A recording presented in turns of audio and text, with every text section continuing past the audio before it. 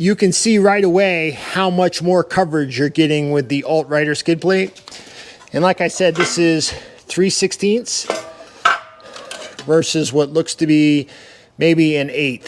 Hey, this is Dan. We are working on the GS Adventure again. Today we are going to be talking about skid plates. Now in my last, one of the last videos, we did the Switzerland Trail, which is a pretty basic to maybe above basic trail with a lot of embedded rock and some loose rock. One of the things that I noticed was that some of those rocks were getting really close to the factory skid plate. So one of the things that isn't present from the factory is a full length skid plate, and today we're going to solve that issue.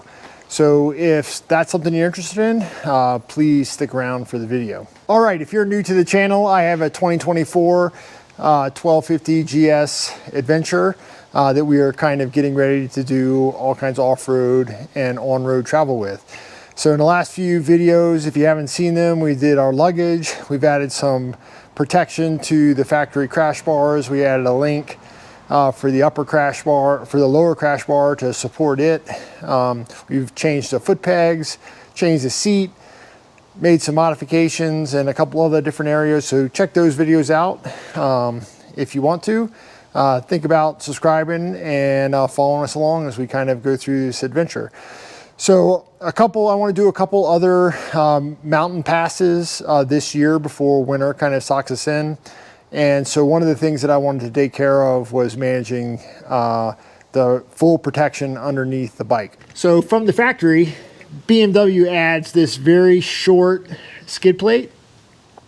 It's attached by 5 bolts, and they attach the brackets, some of which are attached to the motor. So a lot of the different skid plates on the market attach to different parts of the motorcycle with either collapsible brackets. They mount to the motor itself, and we chose the Altrider full skid plate that works with the kickstand.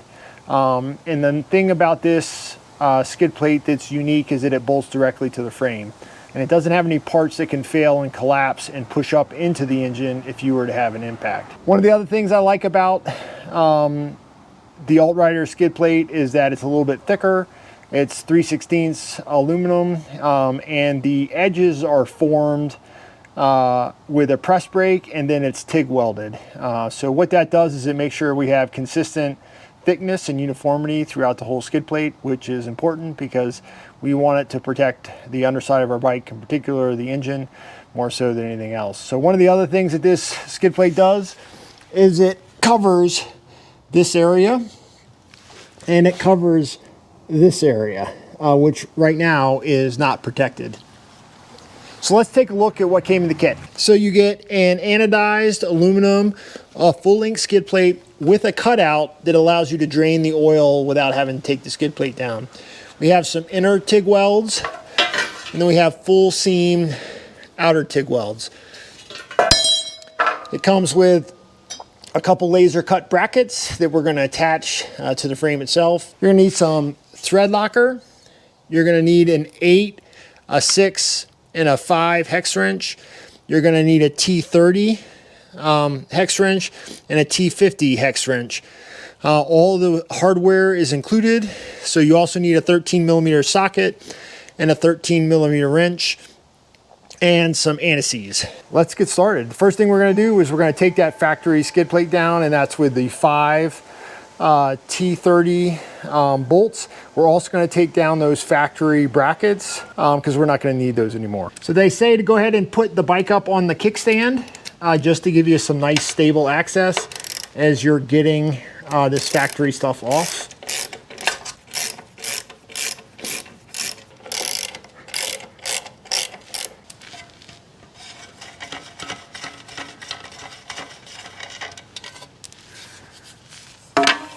All right, and now we're just going to take this bracket down and this bracket down, both of which are all attached to the engine itself.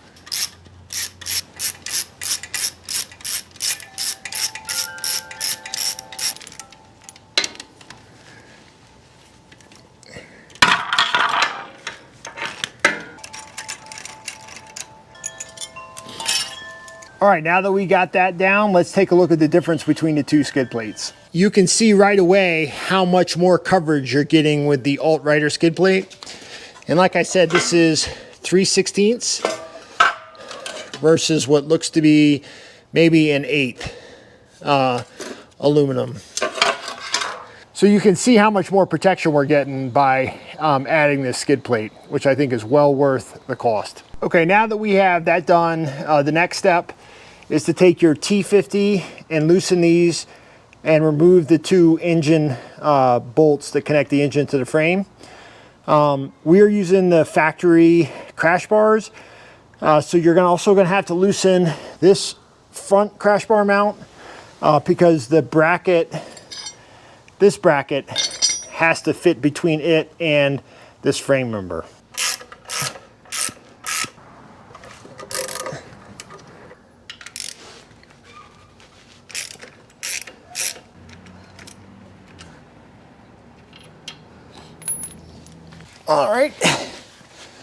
All right, put some thread locker on there. And we're just gonna get these started. Just make sure they're in straight. I'm gonna do the same for the other one.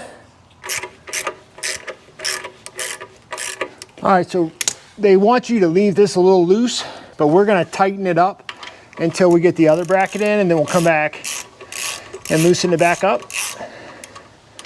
just so that the motor stays where it needs to. So same deal on this side. Loosen that bracket enough to pull it out. So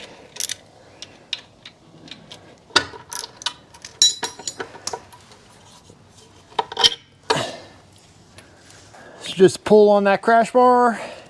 Make sure that you don't cross thread anything. All right, now on this side, I did loosen this joint to allow this to slide up a little bit because it was binding down here and I didn't want to cross thread that. We have the ability to move that bracket around and aren't fighting it. So we'll go ahead and loosen the other side. Okay, at this point, they tell you to go ahead and put the bike on the side stand because you need to have access to the pivot bushing for the kickstand or for the center stand. So one other thing that you need is a pair of snap ring pliers, and that's because you need to get this snap ring off. But also my center stand has this plastic kind of what I'm calling a catalytic converter guard, and this has got to come off because it won't shut on the existing skid plate without. So it's just a couple zip ties. This tail is what's going to protect the back end of the exhaust from stuff that flies up on it. And this plate just kind of pulls right out. So the next step, so this is a bushing that runs through the frame, and this sits in a slot and is held in place by this is held in place by springs, and you don't want to mess with that. So with the side stand up, we can take our snap ring pliers, expand that snap ring and lift it out. And then this pin just pushes straight through.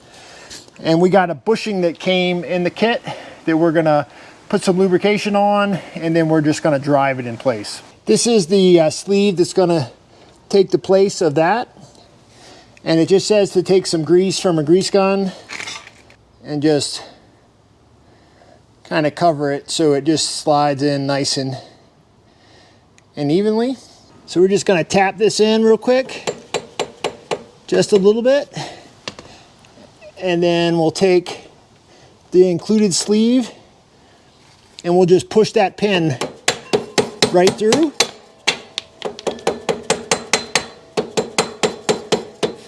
And that way the kickstand doesn't move at all. And we'll go around and do the other side. And I'm just going to push this just like we did with the other one, just enough to get the sleeve in the hole. And this is actually, the reason why we're doing this is because a bolt is going to go through here that holds the back of the skid plate. If you hit it too hard, you can hit it all the way through, and that would be bad.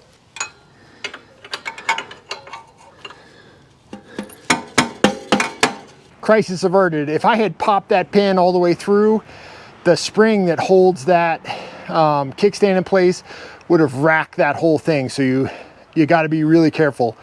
Learn from me, don't hit it too hard. Okay, so we're leaving the bike on the side stand because we don't have the center stand pins fixed yet. So we're gonna adjust this so there's a little bit of space on each side of this pin. And then we're gonna take the included M8 45 millimeter bolts and put a little bit of thread locker on the back of them. And we're gonna loosely install the back of the skid plate. And in there is a nut receiving threaded insert that we're gonna screw these into. So the skid plate's gonna hang down a little bit for this first bit. We're just gonna kind of fit that up into place. I'm just gonna loosely thread this in on this side until we get the other side in. Just thread it in by hand. That way we know that it's right. We're just gonna be over on the other side doing exactly the same thing. Just thread it in by hand. This takes the 5 millimeter hex wrench. All right, so you can see how everything's coming together. These holes are gonna match up with this bracket.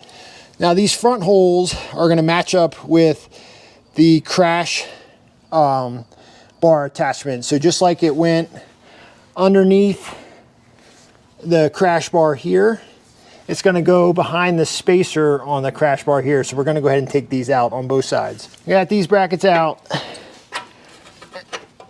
We're just basically pushing that up into space. We're gonna go ahead and put thread locker. Again, I love this paste. It is just so easy to use.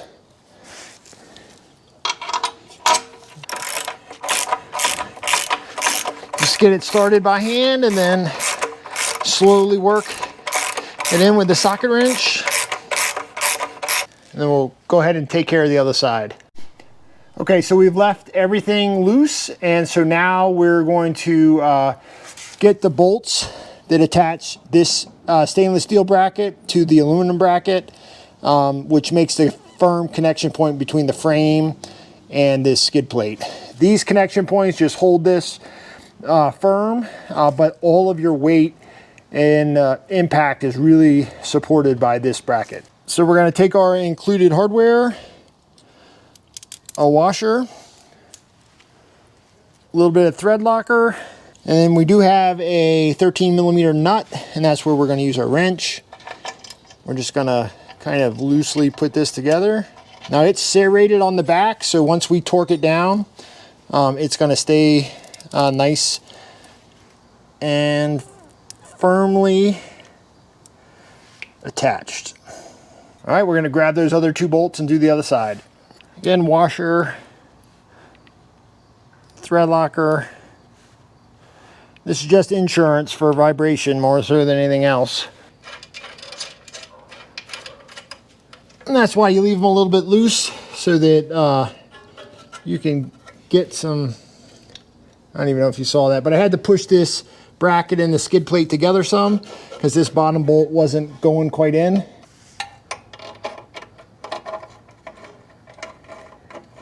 That was a little hard for me to get my wrench in. So all I did was I took the nut, stuck it in here, and then rolled it on top of the bolt, and then that was able to tighten it down. So we'll go ahead and get ready to tighten all these down, and I'll go through the torque specs. Okay, so the torque specs on these H6 bolts is 19 Newton meters, or about 165 inch-pounds.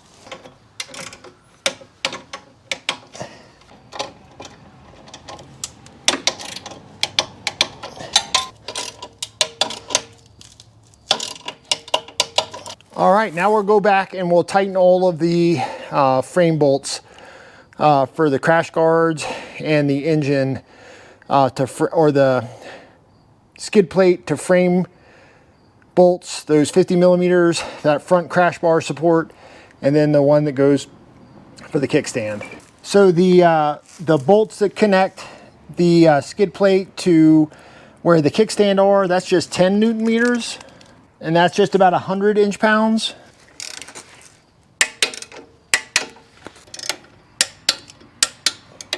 We're going to tighten everything else to 38 Newton meters. All right, so 38 Newton meters is about 30 foot-pounds.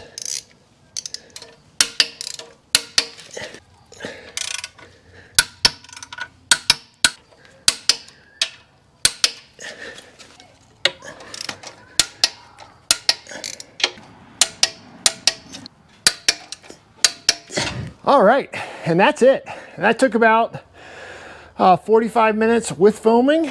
I'll go ahead and pull the bike up on the center stand. You can see how nice and full coverage it is, and you still have access to the drain plug for the oil. So you have nice protection all along the pipes, including your exhaust and the catalytic converter, and it clears all of the area for the center stand. Nice Altrider logo. Look at that. Nothing on the bottom to get snagged. Super happy with how everything turned out. Hope you guys got something from the video. Thanks for watching. If you like what I'm doing here, give me a big thumbs up. Think about subscribing. We got an adventure next week. We'll be headed up to Webster Pass to tackle that before the snow comes in. So I'm pretty excited about that. Stop in Leadville. Got to ride through Dillon, Colorado before heading back home, and we will bring you guys along. Again, Dan, thanks for watching. We'll see you next time.